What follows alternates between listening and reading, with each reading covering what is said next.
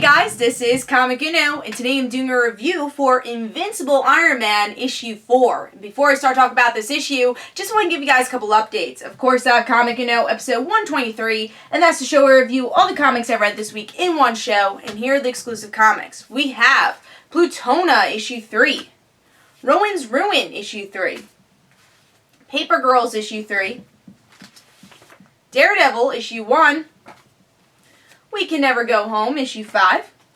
Star Wars, issue 13. Spidey, issue 1. Extraordinary X-Men, issue 3.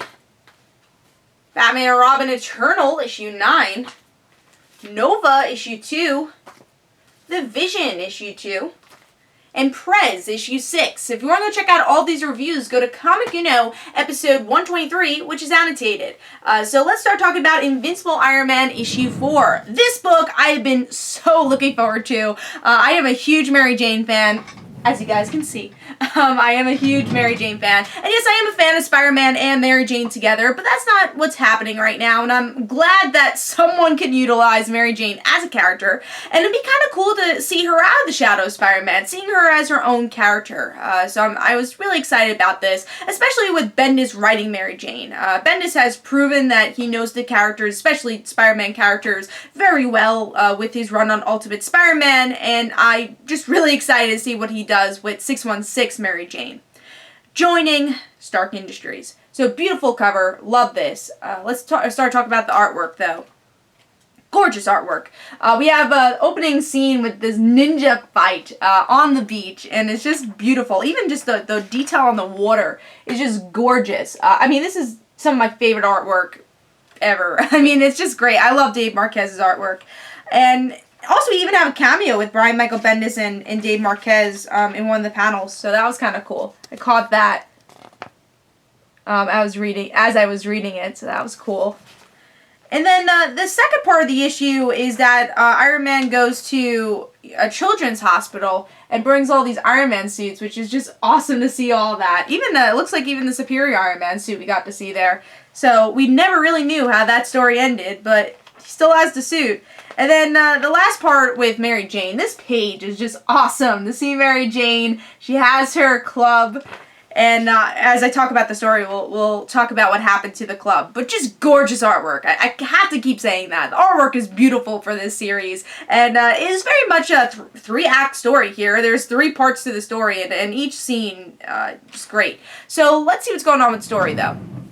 So like I said, the opening of the issue opens up with this ninja-type story, and, you know, trying to learn a little bit more about these ninjas, who the hell are they, and, you know, what they're connected to. So that's part 1. And then part 2, Tony remembers he has to go to the children's hospital, and he does. And actually what's not funny, but what's interesting about this is that it's actually based on a real child, a real kid. So someone that this is actually a real person, so this is actually was based on. So I thought that was pretty cool that they added that to the comic. I don't know the full story about that, which I really need to look into it more, but I thought that was cool, and he actually got into the Iron Man suit. So that was really awesome that Brian Michael Bendis and Dave Marquez added that to the story. So lastly, we get to see, we see that Dr. Doom makes an appearance at the hospital, and so, of course, what is he up to? Eating chips, too. Like, what is he up to? He's just casually eating chips in the background.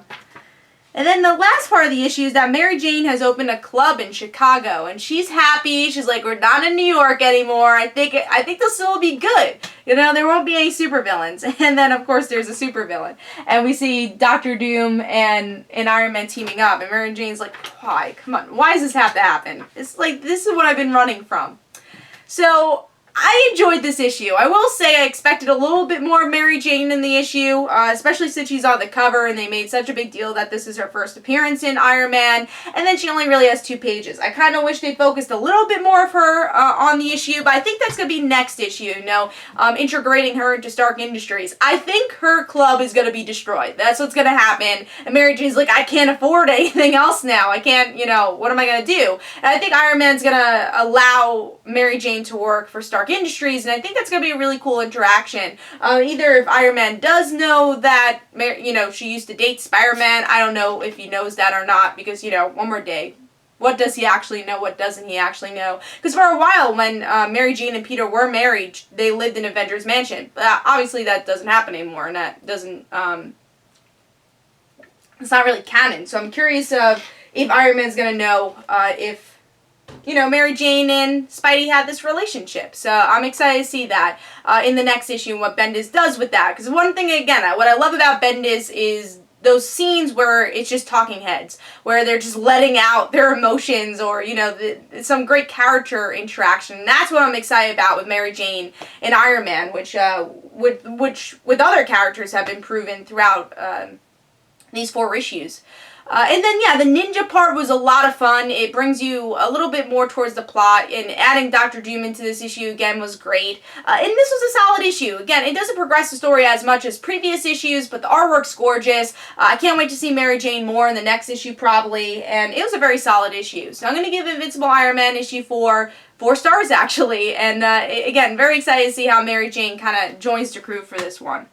So hope you guys enjoyed. This is Comic Uno. Don't forget to follow me on Twitter. Don't forget to like my Facebook page. Also, description below, there's links from my comic book, Like Father, Like Daughter. And don't forget to like the Facebook page of Like Father, Like Daughter. I'll see you guys later. Bye.